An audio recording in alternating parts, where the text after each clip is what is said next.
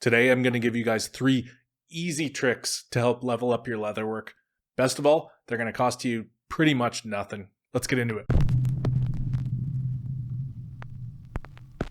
Hey, what's up? Do you ever watch someone working on something and they're doing a really great job, they're moving along, and then they just leave out those 1 or 2 things that would have just pushed it up to another level? That's kind of what this video is about. I'm pretty active in the leatherworking community on Instagram. That's where I started. Whether you see me posting or not, I take in a ton of content there.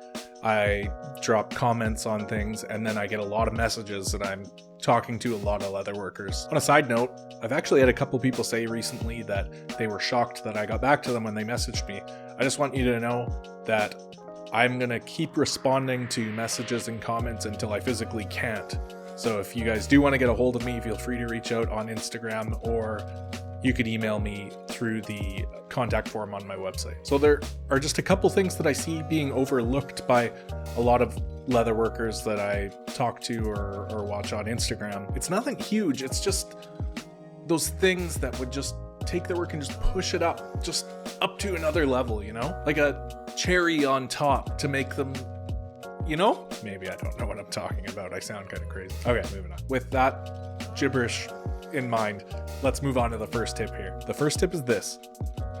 It is okay to take multiple passes with your knife instead of forcing your knife through a whole bunch of layers of leather or a really thick one. You don't need to muscle your knife through the leather and cut it. It's not necessary.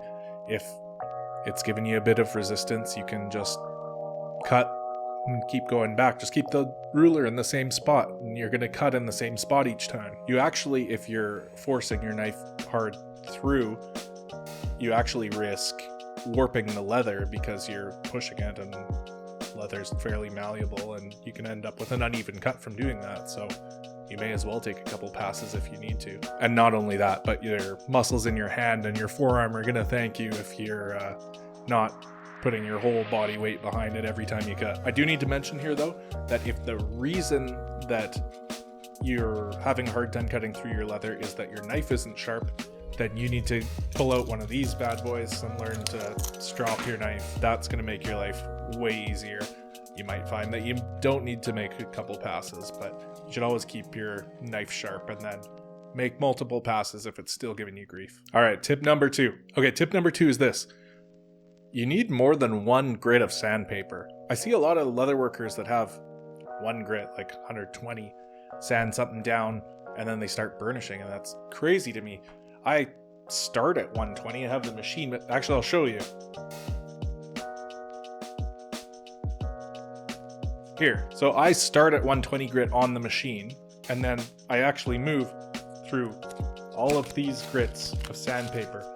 This is from 120 to 3000, and I go through most of these every single time. But not only that, after I burnish, I actually go back and sand it a little bit more, and then I hit it with one of these canvas cloths to finish the burnish. This will give your edges a really nice finish. And I work with a lot of oil tan leather, which is chrome tan that has had some veg tan techniques done to it after the fact. It doesn't generally burnish too well, but I honestly don't have an issue. You really just want to take your time and just, go through each of these, get that edge really nice. The nicer your edge is before you burnish it, the better your burnish is going to end up looking. And really, it only takes an extra 5 or 10 minutes to go through it.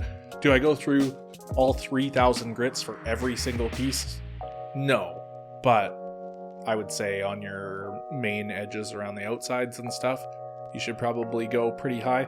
I think on all of your edges, if you're not going to 600 or 800, somewhere around there, that you're doing yourself a disservice, and you should really give it a shot and think about it. I feel like sanding is an underappreciated part of leatherworking, and it really separates mediocre work from really nice stuff. If you've ever seen those guys that have the crazy glass edges, the ones where it's all glossy, they will tell you that it is 90% sanding. They actually go to crazy grits, like around 12,000, I think. And yeah, they do have a little bit of a process or a technique that helps them get a really glassy edge on it, but most of it is sanding, and the glass edge is something that we'll cover in a future video. It's a hell of a lot of work.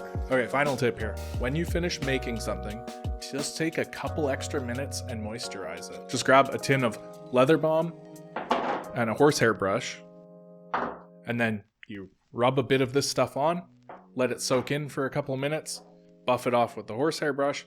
That's it. This takes no time at all, but it definitely shows your customers that you pay attention to those little details. Now, you can get these things all over the place. I think Smith's is probably the most popular used one by leatherworkers, but there's a bunch of great ones out there. I've even made my own with varying levels of success. I have a few of them.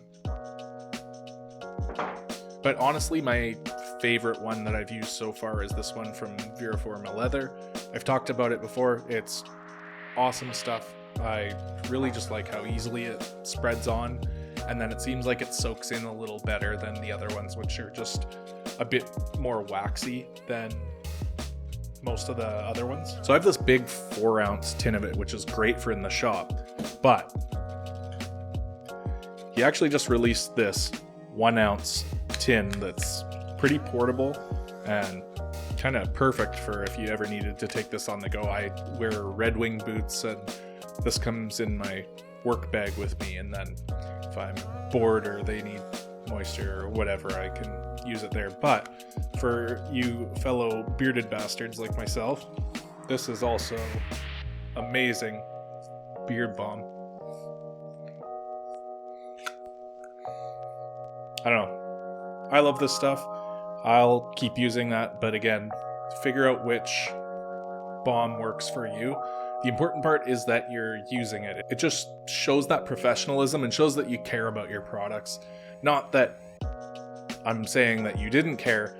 I just feel like these tips will just give you guys that much more. If you're 95% of the way there, I feel like these things will just move you the rest of the way, and it's almost, I know that these 3 things are not like groundbreaking by any means, but I just see them being left out, and I feel like you're just shortchanging yourself if you're not doing this. Specifically the sanding. The sanding is huge, but I'm also a huge proponent for finishing your products with leather balm. Ideally, incorporate all of these if you aren't already.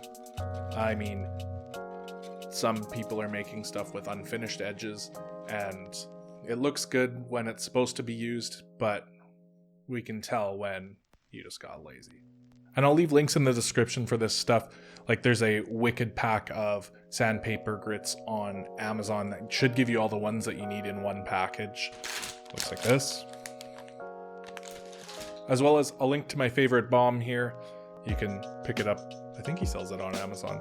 Check the description. I'll put wherever he sells it.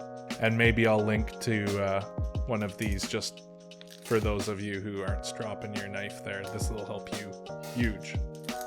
And that's it for me, guys. I'm really happy to be back. I'm working on a few things. I posted on my Instagram a little teaser of the template that I'm working on. The design is pretty much done. I'm just working on putting it into Illustrator so that you guys can download and print it out and such. But I do have all the measurements and everything, and it looks good. My wife's been using it and loves it, and I've had a few people asking for one from me already. So I'm thinking it'll be something that looks good, and it'll probably sell for you.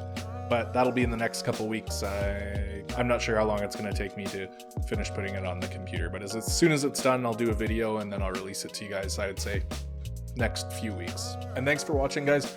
If you like what I'm doing on the channel, hit the like button, subscribe, and go check out one of my other videos. I got a whole bunch now, as well as a beginner leatherworkers playlist. For those of you that are new to leatherwork, go check it out. But anyway, I will see you guys in the next video. Bye.